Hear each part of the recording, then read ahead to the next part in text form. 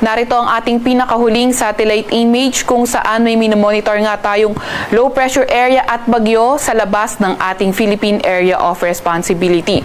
Yung una nga ay si Severe Tropical Storm Podul.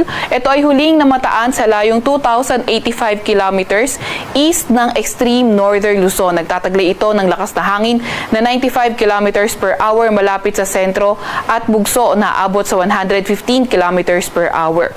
Kumikilo sa direksyong west northwest ng mabagal. Yung low pressure area naman na ating minomonitor ay si Fabian nung nasa loob pa ito ng ating Philippine Area of Responsibility at nung bagyo pa ito. Ngayon, ito ay humina na at low pressure area na lamang at napakababa ng tsansa na ito ay maging isang ganap na bagyo.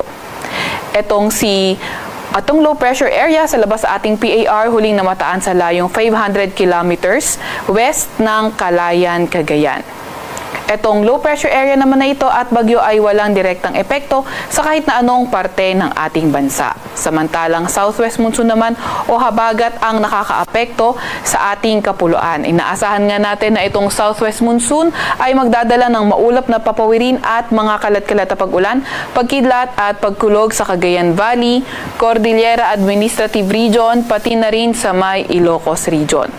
Para naman sa lagi ng panahon sa Metro Manila at nalalabing bahagi ng ating bansa, asahan nga natin yung mas magandang panahon, partly cloudy to cloudy skies at may mga tsansa pa rin ng mga localized thunderstorms. Sa mga areas na hindi papaulanin ng habagat, posible pa rin yung mainit at malinsangang panahon simula umaga hanggang tanghali, and then mas mataas ang mga tsansa ng thunderstorms pagdating ng hapon. Yung mga kasamahan natin sa Regional Services Division patuloy na maglalabas ng mga thunderstorm advisory, rainfall advisory o hindi kaya heavy rainfall warning kung kinakailangan.